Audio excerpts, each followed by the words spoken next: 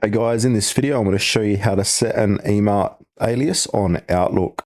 Okay, the best way to do this is to head over to outlook.live.com and sign into your account.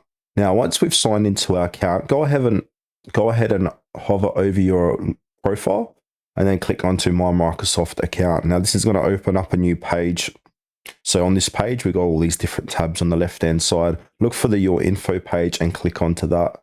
Once you're inside of your info, scroll down a bit again, and then under account info, click on edit account info. Now this is where the magic happens.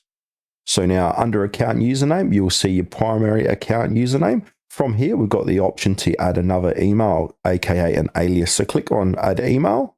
Now from here, add a username. You can have multiple usernames or aliases, all of which work with your Microsoft account. They share the same password and you can send and receive emails from any of them. So from here, click on to create a new email address and add it as a username. So put in your alias name here, like so, and then click on add username. And that's going to add an alias email address or user into Outlook.